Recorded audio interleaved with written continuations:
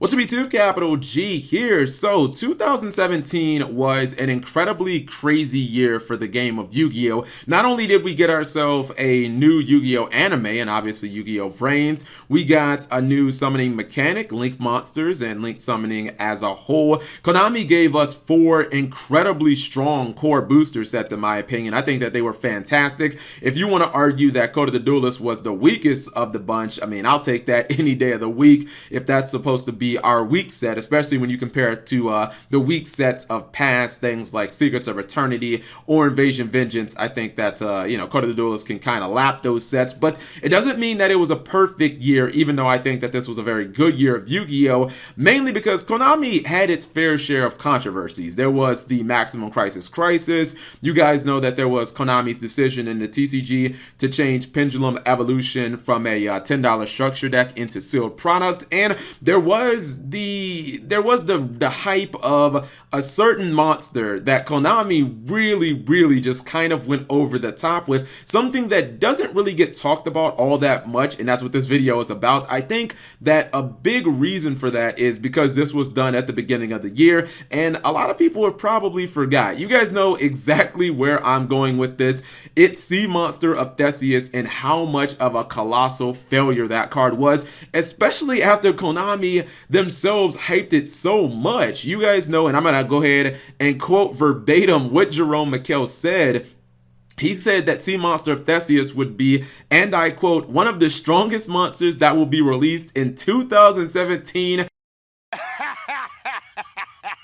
Oh wait, you serious? Let me laugh even harder. That sounds laughable now. Like, I'm pretty sure most of you guys are thinking, said no one ever, Cap G, because it's so laughable that it's meme worthy. It's meme worthy at this point. And usually when I do like my Yu-Gi-Oh stories, I try to pick things that happen throughout the course of Yu-Gi-Oh, throughout our eras, that are largely just unbelievable. And this is almost worthy of that. Maybe it will be one day. But I look at this quote and I look at the multiple articles that were made on Sea Monster of Theseus leading up to it, and all the hype and buzz it generated. And then when we finally got the card, oh my god, I feel like everybody was deflated. Everybody kind of had the same reaction. Is this it? Is there another secret monster? Do you guys remember all the discussions we had? I remember getting into heated debates or having arguments with Farfa about how it was going to be Molmarat, obviously ZOODIAC Rat Pierre, and he said no, it'll be something brand new because we already know about that. And there were so many different layers of me and his arguing that it just seems like it was so anticlimactic for this to be the card. And it's actually kind of crazy because I say this all the time. I have profound respect for Jerome McHale, who is the one who created this and started all of this hype and this buzz, because he's an old school Yu-Gi-Oh player, much like myself. He's been writing about Yu-Gi-Oh since the GX era, etc., etc. But when you really look at this, it's like, oh my god, not only is Sea Monster of Theseus not a strong card, not only was it nowhere near as good as the hype that it received, where again he had to come out and make multiple announcements saying, no guys, I really am going to announce a card, I'm not trolling, because there were so many people talking about this. It didn't make sense in my opinion for him to do it in this set. Like, one of the things that is still kind of puzzling to me is why Konami went so hard basically hyping up Sea Monster of Theseus when it was coming out in Raging Tempest. And you guys, most of you guys would probably agree, Raging Tempest was one of the best sets ever. In fact, I've already done that video, the top 10 Yu-Gi-Oh booster sets of all time. But if I had to redo it, make no mistake, Raging Tempest would 100% make the list. I think that it is such an incredibly strong set. You look at some of the cards, and I just have a bunch of them listed. I'm like, damn, dude, Raging Tempest gave us all of this. Eater of Millions, Void Feast. It gave us the Wind Witch engine, which obviously led into people being able to summon Crystal Wing Synchro Dragon easier than ever. We had Miscellaneous Saurus, the ZOODIAC archetype, which let's be real here, is one of the top 3 strongest archetypes probably ever created in Yu-Gi-Oh! So I don't really need to, say that much about ZOODIAC. And when you have multiple cards in your archetype, that are either banned or limited to one, then you guys know exactly what I'm talking about. Foolish Burial Goods, That Grass Looks Greener. That Grass Looks Greener fundamentally changed how the game of Yu-Gi-Oh! Was played. Like, did you guys ever see like 60 card competitive decks? Did anyone ever think that a 60 card deck would win a YCS or maybe even be the favorite? Lost wins. The point that I'm getting at, and I don't want to spend too much time, I probably have already, is that Raging Tempest had so many good cards. It had such a strong leg to stand on. It made no sense for Konami to kind of hype up a card that wasn't even that good. And what's even crazier is you look at Sea Monster of Theseus, right?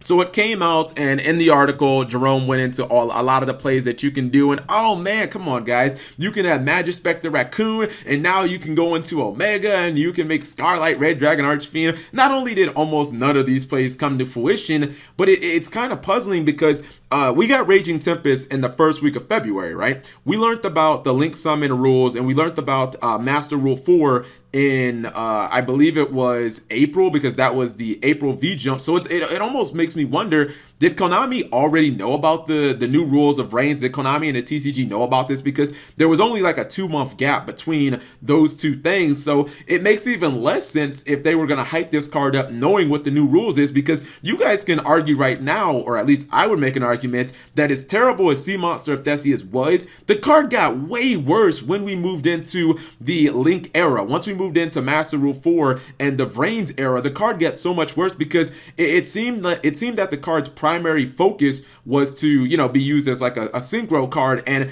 a lot of times going into a synchro card as your first summon right now is just, it's not very viable unless it's like Ice Bell into like a Crystal Wing.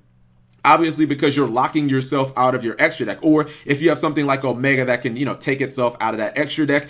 Even there were some of the plays like ULTIMAYA to TZOLKIN that were mentioned. That play is just almost impossible to do at this point, and it's really crazy because you know, with Norden getting banned a few months after Sea Monster of Theseus is announced, we started kind of thinking maybe, or when this card got announced, we were thinking, is this supposed to be our Norden replacement? And holy shit, like Sea Monster of Theseus on its best day imaginable couldn't hold a candle to Norden. I mean, this is a TCG exclusive card that it just wasn't it just was a colossal failure. And I can't believe, like, looking back in hindsight, that Konami had the gall to call this one of the most powered, like one of the strongest cards that they would release this year, especially when you look at the 4-core booster sets that we got. You look at, well, I already touched on Raging Tempest, but you look at Maximum Crisis and the fact that we got Masterpiece, the True Dracos, Ash Forehead, probably the best hand trap in the last 5 years released. You look at the fact that we got Firewall Dragon,